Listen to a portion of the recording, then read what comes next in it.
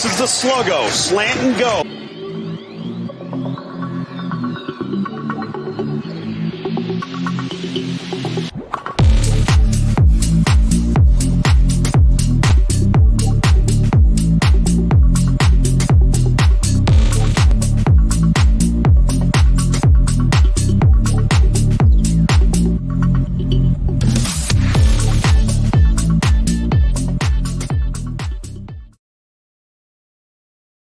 Look at that, Casey the Beef Cregan. I have done it for 3 consecutive shows, not weeks, 3 consecutive shows.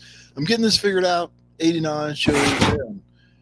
What's happening on the island tonight, Case? Man, I'm just happy to be talking to you. We got a screaming kid in the background. It's going to be a good night here on Sluggo. No question about it. Have no fear. The podcast I do with the Astros guy, there's at least 3 or 4 screaming kids in that one. We got a guy who's got like 3 kids under 5 or something, and they don't understand the podcast rules about this, talking to people live here, or they don't care, one or the other. So I am used to it. Big news in Kyle, Texas today. Huge, massive. We got a new refrigerator. Oh. The old one, the ice maker broke, no problem. We got one of those little things that sit on the counter and makes, ice. So like we could push this baby for 2 or 3 years, 2 or 3 more years. And then when all of a sudden it got quiet on the TV, I don't remember, commercial or something, or we muted it and we could hear, roar, roar. I think it's time to, but my wife is, the sweetest woman in the world, of course, besides your wife, but she is, I don't know what the word is, but not patient maybe when the guy said, the guy delivered it and said, it's going to take 2 or 3 hours probably 3 hours for it to cool down. Right. So we had all this food around and I had some in the garage, gave up my beer space, didn't argue about it. And we had all this food. So like 20 minutes after the guy leaves, she said, well, it's not cool in there. I'm like, did I misunderstand the guy? He said 2 or 3 hours, and it's 20 minutes later, she's telling me it's not cool. And I was like, oh, well, this is going to be a long night. Well, so it'll get cooled up. It is already down. The freezer was down at 42, I think, when I came up here, because I figured out the quick freeze or whatever it is. I don't know. But, refrigerators are not cheap these days. So crazy enough, right? Crazy TVs and refrigerators. If you want anything decent, they're not cheap. So what's happening on the island? Anything good? You traveling this week? You home? I am. Oh. No, I traveled Monday to Tuesday. I'm traveling Thursday to Friday to the booming metropolis of Columbia, South Carolina. Again, 2 times in the same week. If you ever get the chance to do it, don't. And if you do it as often as I do it, the town's not all that bad. I'm not a fan of it necessarily, but it's growing on me a little bit. Although tomorrow night, because graduation, I guess, at University of South Carolina, I can't stay downtown, so I got to stay way the heck out, and I'm a little unfamiliar territory, so I don't know what the outskirts of Columbia has to offer. What am I going to eat for dinner tomorrow night on the company? I'm not sure yet. It's big time thinking.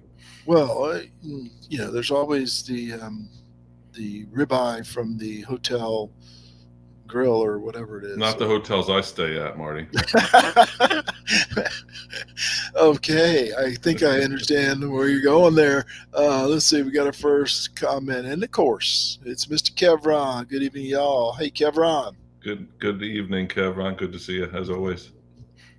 So do you have to put quarters into the that's your hotel food service? Not quite that bad, but they don't have, I stay at Residence Inns, mostly Marriott properties. They don't have grills downstairs necessarily. It's right. That's another one. Orangeburg, South Carolina State, is this Friday too. Hotels were, so the same hotel that I stayed at Monday to Tuesday, which was downtown in Columbia, right across from Halls. It's a loft. It's a Marriott property as well. It was $117 for Monday to Tuesday. The same hotel Thursday to Friday was $614. Ooh. No different in the room. No different. And it's a tiny, they're a loft. They are what they are, Yeah. It's nothing, but same room, $619, $614. So that is all these graduations. That's the American way, Case. I don't know if you know the American way, but that is definitely it.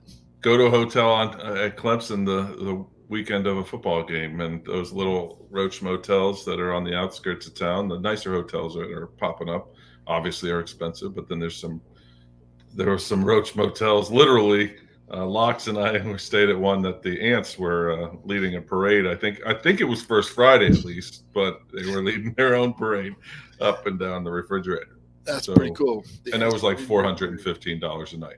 Wow. Holy moly. Well, we're waiting for our guest, JP Priester, to join us to talk everything Clemson. Hopefully he'll be with us in a minute or two, but until then, we'll just shoot the breeze a little bit with all six folks that are watching. I told you I was going to wrestle with the English language. I didn't realize it was going to be so early in the show. Nelson chimes in and says, Casey learns about the supply-demand curve. Well, he didn't learn about it at Clemson. We've established that that fact. So supply and demand. Hey, I don't know if we're going to talk to JP about this or not, but what's up with what's your thoughts on the NIL specifically? Oh, by the way, Brew McCoy is transferred again, right? Now, technically he didn't transfer the first time. He signed a letter of intent to Southern Cal, decided he wanted to go to Texas, got to Texas, decided he wanted to go to Southern Cal, and this was all before he enrolled in school now. So he had 2 letters of intent in like a week and a half, and then he finally settled at Southern Cal, and now he's transferring to Tennessee. That guy's been at more schools than some of the professors that I used to hang out with. Drew Watts says, Drew? What's up, guys? It's been a while since we've seen you, Drew. Yeah. Thanks for checking in and seeing what's going on. Anyway, Former NIL. guest. Yes, NIL and Southern Cal. Yeah, I think NIL is. I mean, he's our guy, right? Here I am touting on his cape, but it's a problem. It's a problem. I have no problem with the kids getting paid. I think when this thing first came about, it was literally the shirts, the kind of like the one I have on that has ETN on the back. There's number 1 on it. Back in the day, you would have at Tiger Town Graphics or one of the stores, Knickerbocker downtown, you would have whoever was the quarterback. When I was there, it was Nealon Green. They were selling 15 jerseys, or they were selling 27 jerseys. No names on them for Raymond Priester back in the day, or Sammy Watkins. They had the picture of him with just the dreads. He couldn't get paid for that. I think the idea behind it was that. Right. And, if they want to get a local sponsorship from a car dealership or something like that, give them a couple bucks. I mean, South Carolina used to have that fake car dealership in Rock Hill that was employing these guys. The stories are endless. I'm sure Clemson had something too. The stories are absolutely endless of this kind of thing. But I just saw before we came on Twitter, somebody said that is it Red McCombs at Texas? Yeah, is the big Texas booster offered $5 million to somebody, and then there's a new thing that's saying he's offering $8 million to Jordan Addison. Well, he's like 120 years old. He's got to get rid of that money. straight liquid. But anyway, I mean, I just think it's completely gone off the rails, and it's not what I think it was initially intended for. And there's no policing it, so it's literally like looters after a big event. It's just. Yeah, we'll figure it out, I guess. Yeah, we will. And speaking of off the rails, our guest is here. The one, the only, the myth, the legend, JP Priester. Welcome in, JP. What's up, fellas? What's up? Were you mowing the grass? No, not today. Hey, I was talking to Casey about, some differences I was having with my wife earlier, but we did agree to get somebody to cut the grass this summer, so I win. I've already had to bust it out though, and most of that, if it wasn't for her, I probably would have waited another week or so. Week, month. It's already on me. A week, a month. What's the difference, right? Hey, JP, Casey and I were talking about NIL. Probably heard as you were in the green room. It's kind of out of control the last couple of weeks. Last weekend especially. What's your take on it right now and where we're going? And I'm not asking you for a crystal ball, just your opinion on how it's working and how it's going to work, maybe. It's a disaster. This isn't what NIL was supposed to be. Although we all knew what was coming when 2 years worth of work on legislation was scrapped at the last minute due to that Supreme Court ruling, and the NCAA kind of said, we're washing our hands of it. We'll leave it up to the schools, and schools, each state's got a different NIL laws. Who couldn't foresee that? I mean, it was disaster. That's exactly what it's been. It's turned into the Wild Wild West. I don't know what it's going to turn into. I don't think it's sustainable, though. I mean, what we have now is not sustainable.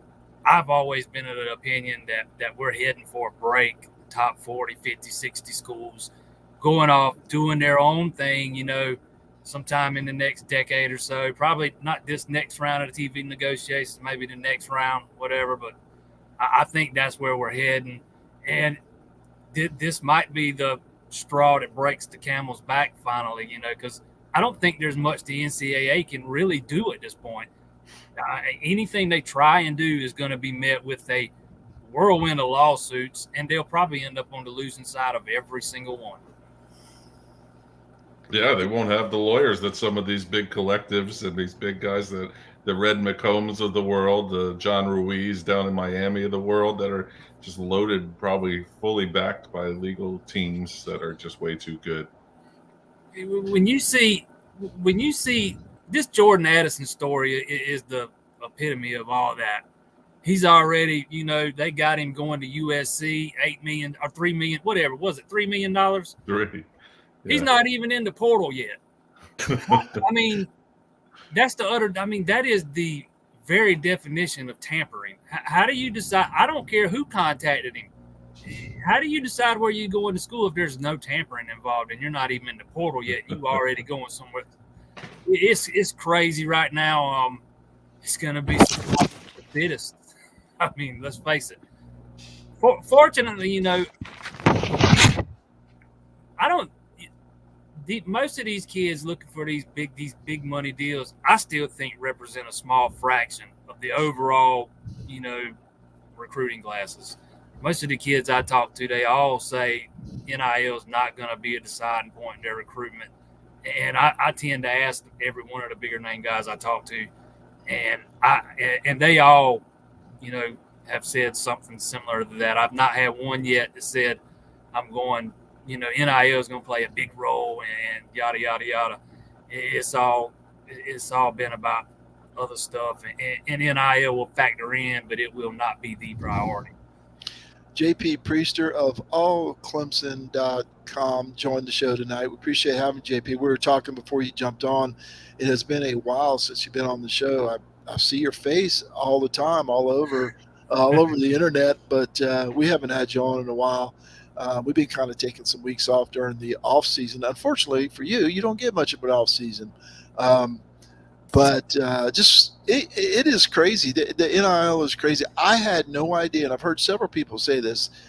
I heard Danny Cannell say that he was not expecting this from NIL, right? It is amazing that somebody is going to pay a player, whether he's established or somebody like Quinn Ewers who's played, 3 snaps or whatever, several $1 million, one player. And I told Casey a while back, if I had $100 million, I would not pay a Clemson player $3 million to play football for my team. Easy for me to say. I'm not quite at that level, but you know what I mean. Yeah, I'm kind of interested to see how this thing plays out a few years down the line, because they're handing out all this money and with no return on that investment. It's basically just, here, there you go. They're not. I'm not seeing these kids' faces on any advertisements. Not seeing them on social media advertising. I don't see them doing anything. So there's no return on that investment they're making in those kids. So I'm kind of interested to see if these big amounts of money and the large amounts that we've seen kind of stay the course, or if it kind of levels off or kind of dips a little bit. It'll be interesting to see how it plays out. That was what, in case, let me get your thoughts on this. That's what Danny Cannell was saying. He was saying, when you said name, image, and likeness, you're paying me, for my image, like Casey was talking about before you jumped on, JP, a T-shirt, whatever it may be, in an ad for a car dealership or whatever, not for every lineman to get 50 grand for working for a not-for-profit, working in quotes. Our picture's too small there, but working in quotes. The NIL, name, image, and likeness. You're supposed to sell that, not sit on your can and collect $50,000 because you're an offensive lineman in Texas. Yeah, I think for me, the biggest problem came with the quarterback from California that's going to Tennessee for reported $8 million or whatever that number is there. Like, the numbers are insignificant at this point, but the kid hasn't played a single snap of college football, and just to get him to Tennessee, they got to pay him. I think that's, for me, was where it really started to kind of fall off the cliff. You're fighting for 17-year-olds who are playing high school football, one more season of high school football, to come in and I don't know. It's a slippery slope, and I know we're Clemson people. JP reports on Clemson for a living. We add our 2 cents at times, but it's just, so we're a little bit biased because Clemson doesn't necessarily lead the country in the NIL, but I just think it's a slippery slope, and we're falling. That slope is getting slipperier. Yeah, that's what Houston says. Hey, and then what happens when you pay a guy, let's say $8 million to come in, and he falls flat on his face. He doesn't produce, and he's a bust. What happens then? You paid this guy $8 million. He probably structured it over 3 years, and I don't know. It's just it's a mess right now. It's going to, like I said, it's going to be interesting to see where this thing ends up. Craig McMichael says he's happy to be watching live for the first time. We appreciate that, Craig. Thanks for tuning in. Doesn't NIL probably just shine light on what was already going on? Maybe so, but and obviously people were getting money before NIL, but were they getting $8 million a year? Were they being recruited? Pat Narduzzi, Cannell, I'm using him a lot because I heard him on a podcast. Cannell said he talked to Pat Narduzzi, I think a week ago, and they were so happy because they had already gotten deals at Pitt for Jordan Addison. And so he was like, he's not going to leave us. And then Lincoln Riley swoops in with millions, and guess what? He's gone now. So that one, I think, is the one that kind of broke the bank for everybody except for USC. USC think NIL's great. Did I read? I want to say I read that Pitt actually came up and matched all. How true that is.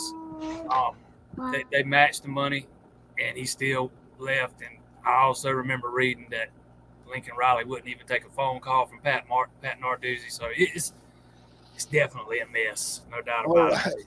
Yeah, no doubt. Let's talk about some recruiting, JP. You and I were going back and forth last week about Sullivan Absher, an offensive lineman that seemed to favor Clemson at one point, but now maybe Clemson is not his favorite any longer. What's the latest on Sullivan Absher?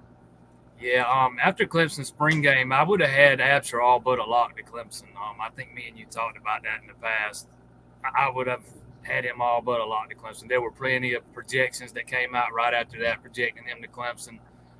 But, he still had that visit on the books to Notre Dame, and he went up there for their spring game, and that changed things. If I had to pencil in a favorite right now, it'd definitely be Notre Dame. And if you look at the amount of offensive linemen Notre Dame puts into the league on a regular basis, and you compare it to what Clemson puts into the league, to me, that's kind of a no-brainer decision, because Clemson does not have the track record at all, especially like a school like Notre Dame does. But I think if Clemson, the longer this thing plays out, the better for Clemson. I don't know if I'm not going to go as far as saying they're dead in the water. If he announces sometime in the next 2-3 weeks, then yeah, they're dead in the water. But if they can stretch it out, get him back on campus, maybe that weekend of June 3rd, 4th, 5th, when they're hosting all those official visits, maybe they still have a shot. This one, this one, we just got to see how it plays out. It could be over. It might not be over. We just got to see where it goes from here. All right. We got a comment from friend of the program, Smitty, I believe, Casey. The pressure on these kids to perform already high, but add in a booster threatening to take your money away, and it could be overwhelming. 17, 18, 19-year-old kids, right? They want to be pros. 1-year scholarships. Yeah. They're not 4-year scholarships. It's 1-year scholarships. Yeah, that's exactly right. They got to be renewed every year. All right. Interesting comment, Smitty. We appreciate you. Thanks for joining the show and chiming in. JP, I recently saw you wrote also in that same article where you talked about Absher, you talked about the running backs, how Clemson has 3 offers currently outstanding, not really getting any traction with any of those 3, and haven't yet expanded their board. I mean, it's only May. You suggested that they may expand their board in the future. Is that going to happen sometime soon? Do we know? I don't. If you don't expand the board here shortly, you're risking the same thing played out last cycle with Trevor Etienne, because you're not even on Richard Young's list of finalists. Doesn't seem like you're gaining any traction with Baxter. I know Justice Haynes likes Clemson. I know his family likes Clemson, but man, that's a lot to overcome to get him out of Georgia. He's got a lot of ties to that school. Daddy played there, all that good stuff. I just don't see how Clemson wins that one. And you know, and I've talked to Justice Haynes and I've talked to his father. You can tell they really like Clemson. They really like C.J. Spiller, but still, that's a lot to overcome. And that's the only 3 offers to running backs right now. At some point, you would think they got to expand the board because you only got 4 on scholarship right now. You've got to hit on a running back this cycle, and I don't know that you can afford to settle on another developmental guy like Keith Adams Jr. I'm not saying you got to bring in a 5-star, but you got to bring in a guy that's at least ready to contribute at least a little bit, over his first year or 2. Yeah. 4 running backs sounds like a lot in May, but we had 2 of them out last year at one time, so you could really quickly be down to 1 and a walk-on, for example, at some point next year. Jason Priester, go ahead. They like to carry 5, so they're going to go into the season with 1 short, and the 5th's going to be that walk-on, one of those walk-on guys, probably Dominique Thomas that we saw a lot of in the spring. So you're going into the season 1 short already. Wow. JP Priester, allclemson.com. Can't recommend him more. What a great guy. Jumps on with us whenever we need him if he's not cutting the grass or reporting on Clemson, which he does. It seems 24/7, JP. When do you sleep? Very little, actually. I shouldn't be. I'm one of those that don't sleep very well, and not because I'm up all night typing or anything. I just don't sleep well. Hey, we're in the same club. Why do you think I send out the highlights at like 5:52 Texas time a.m.? Because that's generally I've been up for an hour. I'm like, okay, let me find something to post here. That's what I do when I get bored in the morning. I usually do it on the front end if I'm up, 2-3 o'clock in the morning, and then I try to snooze 4, 5, 6. I got to be up, take the kiddo to school. So there we go. Anything else on recruiting, JP, that we need to keep our eyes on in the coming days, weeks? To me, the next big things that the weekend of June 3rd, 4th, 5th, they're going to host a bunch of guys on official visits. I'm actually in the process of putting a list together right now of guys. I'm going to put something together of all the guys I noticed coming. Talked to Kelby Collins' father the other day. He said he's planning on coming. That's a big time. That's a big time announcement. He hasn't been on campus since last summer. Last time I talked to his father, it was right after Venables left, and that had really impacted Clemson's what were probably already long shot chances anyways, but it's always good to get him back on campus. I think Peter Woods is supposed to be back. Maybe Victor Burley. I got to look at the list I got. I don't have it right in front of me, but I should have done that before I came on here tonight. But anyways, it's going to be there's going to be, all the priority targets are going to try and get in on that weekend. It will be interesting to note whether or not they can get Nathaniel Joseph in that weekend. I have a question for you about him. the first commitment of this class. Miami is pushing hard and heavy for him. Have been since Manny Diaz left and Mario Cristobal took over. He's from Miami down there, and they have been pushing hard. I thought it was good for Clemson that he made an appearance at Elite Junior Day, and I know that wasn't an easy trip for him to make. They had some transportation problems. It's a long trip from Miami to Clemson. They got that they're having to pay for. So I thought it said a lot. They made the effort to get up there that weekend. Let's see if he does it again. Because there, you're starting to hear some rumblings that he might not be as firm as he lets on publicly. So that's a guy to keep an eye on as we go through the summer. Now, my question for you is related to that too, JP. The other day I saw on one of I think it was either Clemson Junkies or one of your Facebook pages, that it wouldn't necessarily be a huge loss if he were to jump to. I don't mean to put you on the spot, but I was just curious because in the grand scheme of things, I don't think a 4-star wide receiver is that big a loss. I mean, there's plenty of other receivers. He's 5'7", 5'8", 170 pounds, and I know he can fly. And I know Clemson didn't have many slot receivers available last year, but now you got Troy Stellato, Will Taylor, Antonio Williams. You got 3 on the roster right now. Brandon Spector could be a 4. I mean, you got 4 guys right there that are capable of playing the slot. 3 of them are underclassmen. I mean, I don't think it's a huge, dire need at this point that you got to bring in some stud slot in the 2023 class. That's kind of what I was getting at. Not a knock on him that he's not a big-time talent or anything. I watched him work out last year. Kid caught everything through his way, and he can fly, man. He is a burner. He might have been the fastest guy I saw during all 6 portions of camp last year. I mean, he can fly. Well, hopefully we can hold on to him at Clemson. Oh, yeah, I mean, every few weeks we see these articles pop up. Somebody down in South Florida writes something asking him about his relationship between Miami. How's it going? And he says it's going good. I mean, it seems like it gets recycled every few weeks. Not to say there's nothing to see here, because I do think that Manny Diaz has put the full court press on, and I'm not saying that he won't flip, because I think it's a distinct possibility. If I had to guess right now, I think he stays, because I think he stays with Clemson. I've been told there's some people in his inner circle that want him at Clemson, that are very influential in his life. I'm not sure who that is specifically. That's just what I've been told. So we'll see how it all plays out in the end. But that weekend in June, it'll be curious to see if he takes his official visit that weekend. All right. And there's another friend of Casey's, former player Theo Mugro, says big money is changing hands in Miami. That is for darn sure. Can I just add 2 cents here? And this is something that's been bothering me, and I don't know if JP's got a comment on it, but Mario Cristobal is getting all this love nationally for being this big-time coach. Now, I know he's the favorite son. He played at Miami. He's a Miami guy. He was not good as a head coach at FIU. So then he got kind of downgraded, then latched on with Willie Taggart. Was latched on at Willie Taggart, I believe, at USF, and then moved with him to Florida State. Probably the worst era in Florida State history. Then he moves with Taggart to Oregon. I'm sorry. He was at Oregon. He didn't move with Taggart to Florida State.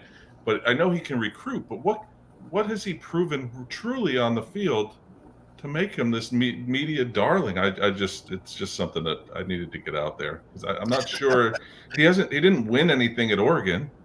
He got crushed on the biggest stages. If he wasn't at Miami, I'm not sure he's getting the same kind of hype. I seem to recall Manny Diaz getting the same kind of hype when he took over down there, before he'd ever really done anything. I mean, they do love their Cubans, no question. Yeah, we see how that played out. No doubt. Okay, if anybody's got recruiting questions for JP, drop them in the comments, and we'll get to them as time allows. Let's talk to you about the quarterback position, JP. I saw an article, speaking of recycled articles, I saw an article that basically said the quarterback battle at Clemson is over. Dabo has chosen DJ Uiagalelei as the quarterback because Dabo said, he had done nothing to lose his job. And he was a starting quarterback. He's returning. They haven't had any games or got the longest winning streak in the nation, technically.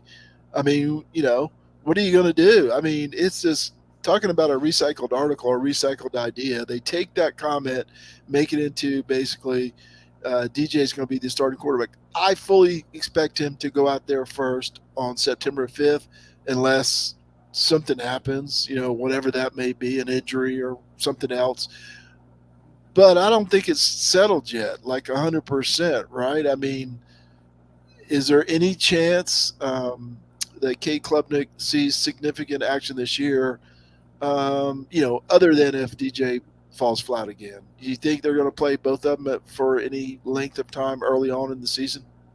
I don't think we're heading towards something like we saw in 2018 with them splitting snaps. One plays 2 series, the next plays 2 series. But I do think Klubnik's going to play early. They'll maybe put him in for a series, maybe similar to they did with Deshaun Watson when he was a freshman with Cole Stout. But I'm not sure what else Dabo Swinney was supposed to say, when they asked him about his starting quarterback. He was specifically asked about, was DJ the starter? What's he going to say? No, he's not. I mean, of course.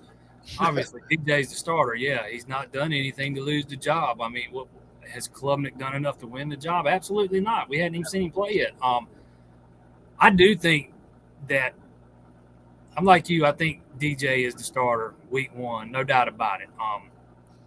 Barring the injury or something crazy happening. But I don't think that the job's his and locked up and cinched up and that's it by any stretch. I think if he struggles, that Dabo Swinney's shown in the past he's not afraid to make a change in the middle of the season. I mean, he did it with Deshaun Watson. He did it with Trevor Lawrence. And if it comes down to it, I think he'll do it again.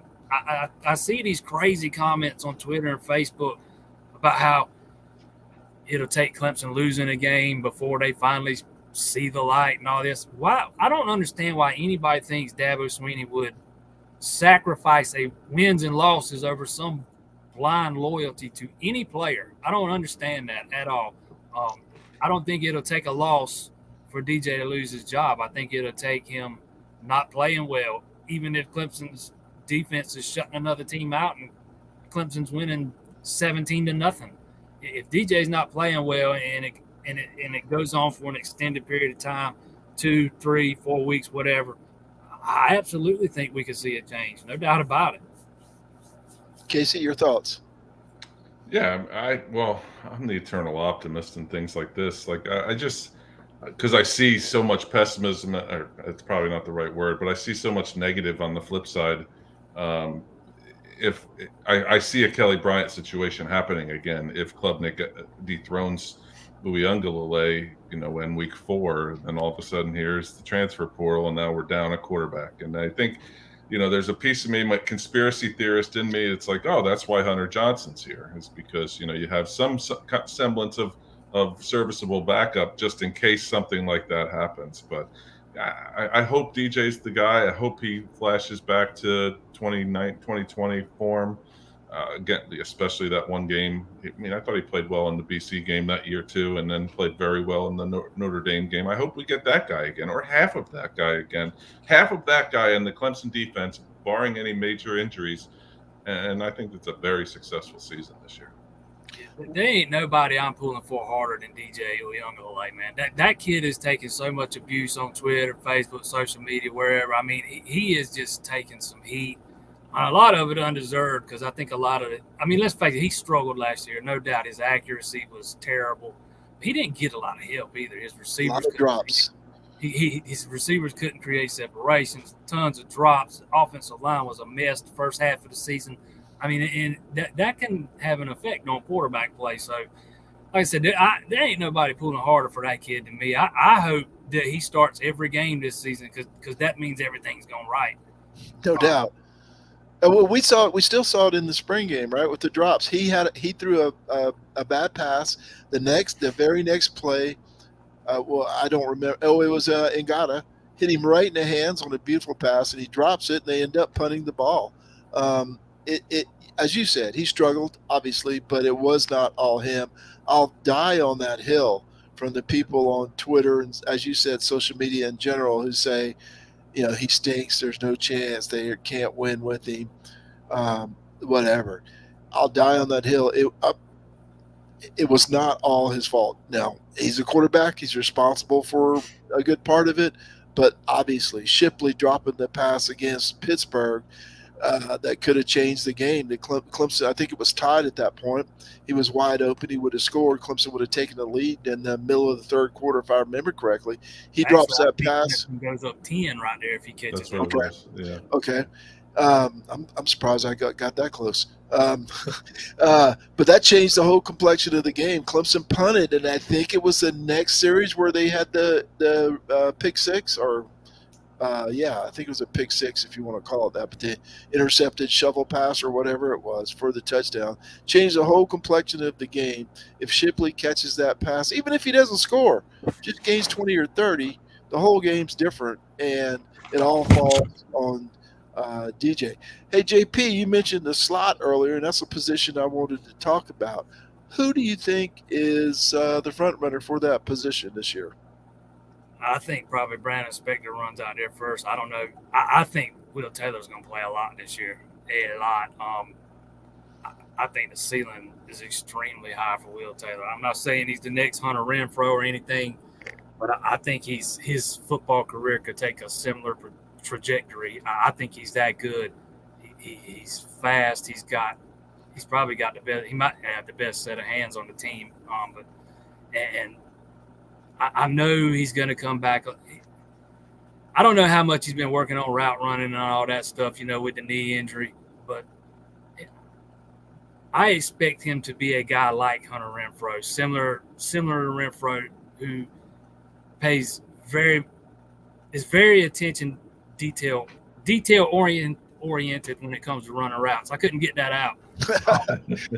Is extremely focused on precise route running. Let's put it like that. And to me, that's what makes some of the best slot receivers. He's smaller, he's twitchy, he's fast, he's got great hands. To me, that's who I'm looking for in the slot this season. Spector's going to play, and it'll be interesting to see how much Antonio Williams can come in and play since he didn't enroll early. And the wild card's Troy Stellato. If he can stay healthy, which Stellato can, in the spring he was playing at that field spot. He wasn't playing in the slot of what I saw. He can play inside or outside, though. I mean, he's another guy that's fast. He's just got to stay healthy, and he's got to get up to speed with the playbook. Okay, so you got anything on the slot? I got nothing. I just want them to utilize the slot. I think it's been last year we heard about Ross being that guy, and then unfortunately injuries kind of kept him out. And I was so excited to see Justin Ross in that position. And I just need them to utilize the slot, even if it's Davis Allen or somebody, a tight end, just somebody up the middle. We saw so much success last year when they used it, but it was not utilized all that often. Probably a lot had to do with what the defenses were giving us, but man, oh man, when they utilized the middle, and that was Trevor's bread and butter, that was Deshaun's bread and butter. It just feels like that just needs to be a natural progression to DJ and whoever, whether it's a slot or a tight end. Yeah, preaching to the choir about using the middle of the field more. All right. I was gonna say, speaking of Will Taylor, Clemson baseball team, JP. I don't mean to, give you the sour face here. 28-17, 6-14 in the conference, in danger of missing the ACC tournament. Only 12 of 14 teams make the tourney. Duke and UNC are both 8-13. UNC has at NC State, Wake, and FSU at home left.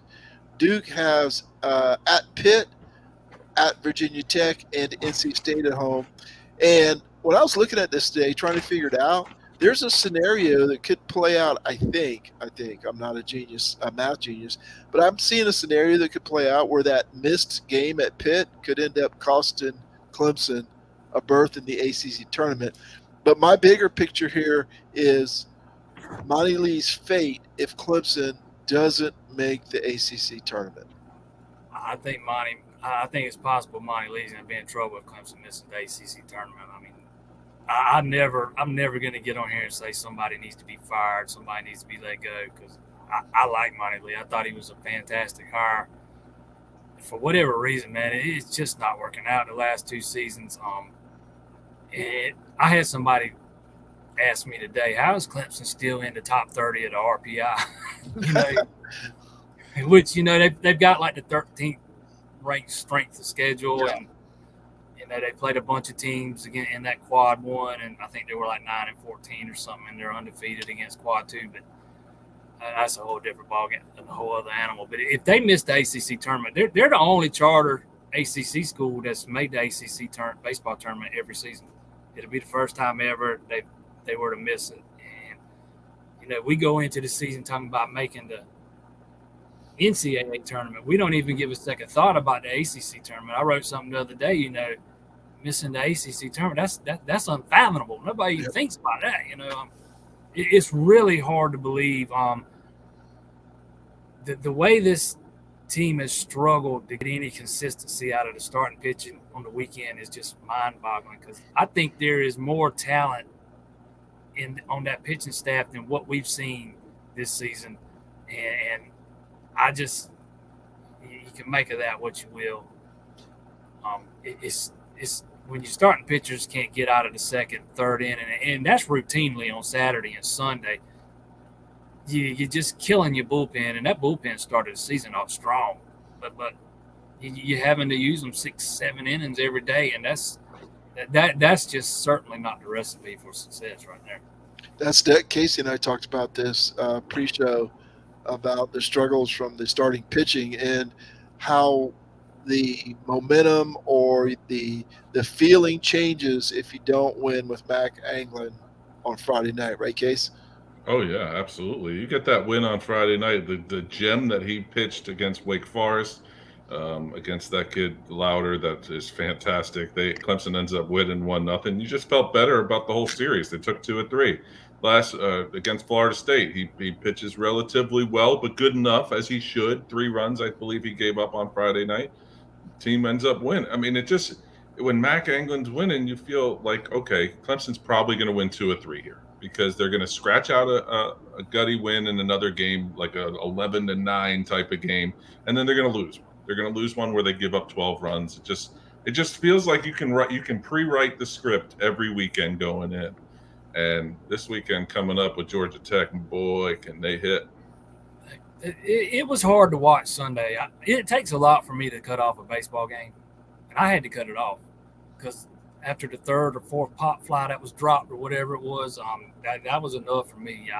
I can't remember the last time I saw that many dropped fly balls. They're getting the off week at the right time. Hopefully they can get something figured out with weekend rotation.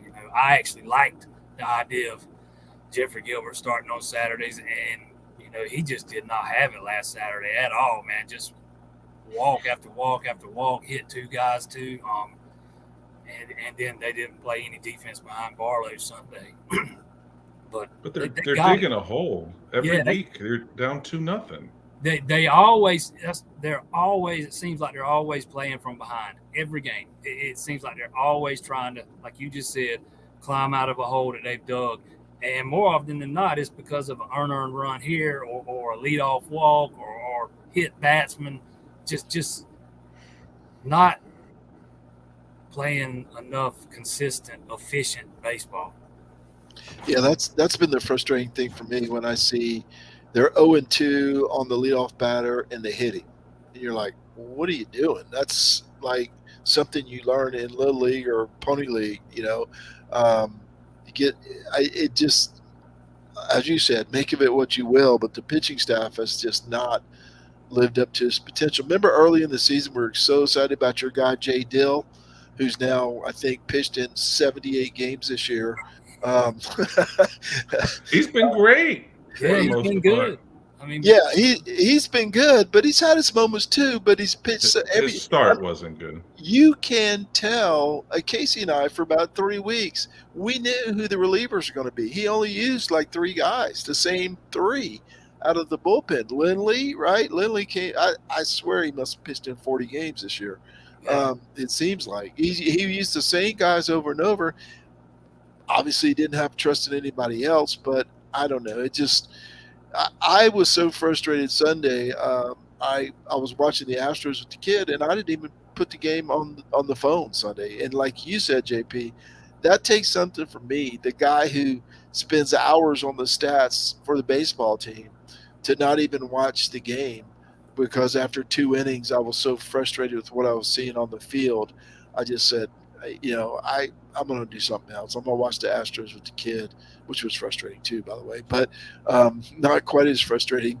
But I don't know. I wanted to get your opinion because at times it seems like this team feels like, I don't know. I'm not sure of the word. I don't want to say lackluster or they just disinterest. I'm not sure what the right word is, but you see some of the swings that guys like Dylan Brewer are taking, and you go, how did this guy get a scholarship? And I know he's good. I've seen him. Hit a ball 9 miles. And then, for stretches, they can't hit anything. I don't know. It's just frustrating and baffling. It's extremely frustrating. And I know what you're trying to say when you said you used the word lackluster. I've been up there to all the home games pretty much, or on the weekend anyways. I'm not there during the week, and I've been down there beside the dugout and seen the mood of the team. They're always upbeat and everything. They don't seem to be dejected. They don't ever seem to get down. They always fight back.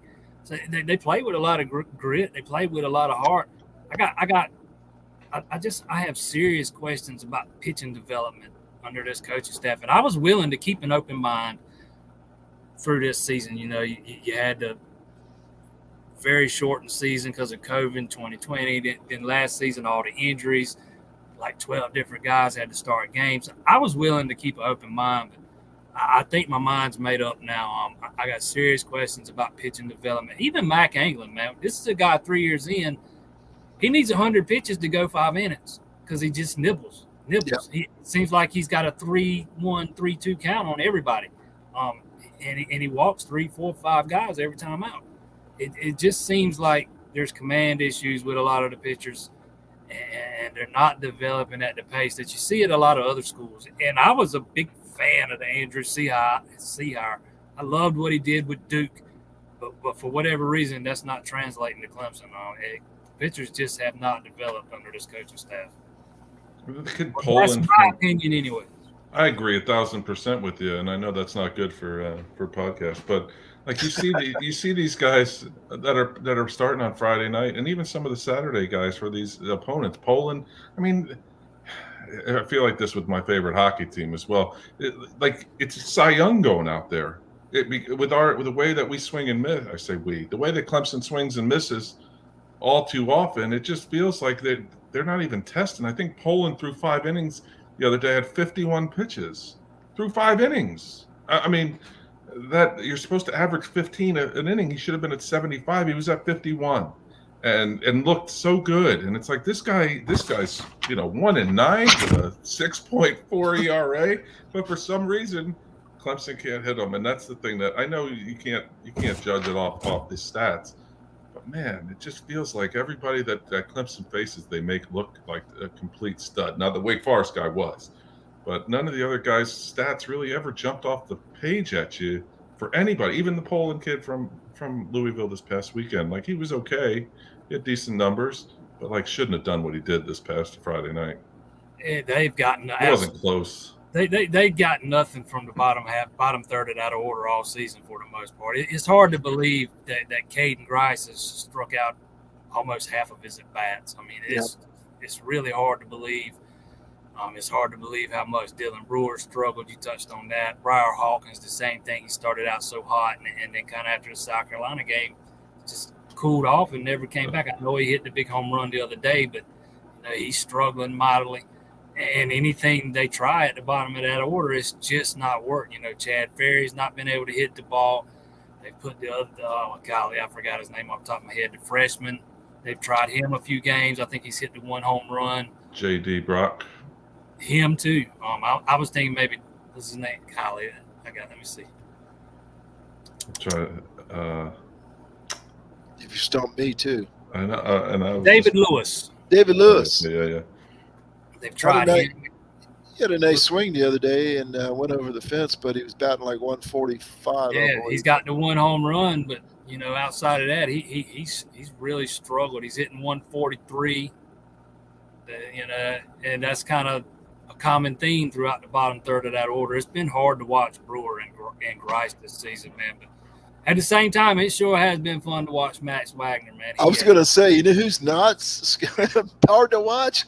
Max Wagner. The kid looks like he's like 5'8". I know he's taller than that, but he does. I watched a video of him the other day. I'm like 6 foot, 215. He doesn't look that way to me anyway. But the ball flies off his bat, obviously. I mean, he should be in serious consideration for National Player of the Year, not just ACC Player of the Year, which he's already got my vote for that already. But yeah, he has really, really just killed it since the second weekend of the season. He's been on fire ever since, and he's such a joy to watch play. He just plays the game the right way, man. Defensively too, and hopefully this isn't his last season. We'll have to just see what happens. Well, this is a kid that struggled a little bit last year too at the plate. He was kind of there, just, oh God, here's another strikeout. But he obviously worked at his craft, and he's killing it. And that's what I was telling Marty before the show. I feel like it might be a season wasted for a guy like him because, I mean, he's doing everything he can to carry it. And if you look back, and if we're being honest with ourselves, he probably did carry the team for 9 of those 11 games that they won. I mean, how much hotter could you possibly be as a hitter? And I have this thing about scary hitters. That's something basically every time he's up at bat, something's going to happen. Max Wagner is the epitome of a scary hitter in my dictionary.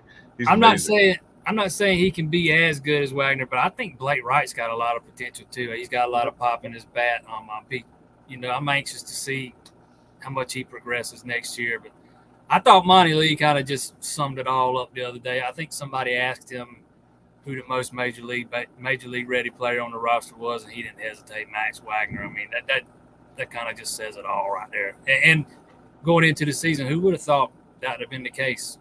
What was anybody you asked that would have said Caden Grice, or Oh yeah, Grice. I was doing draft previews for the Astros site, and I did Brewer, and I knew Grice wasn't eligible for the draft this year, so I didn't do him. I did Max Anglin, or Mac Anglin. I'm mixing the two up there, conflating the two.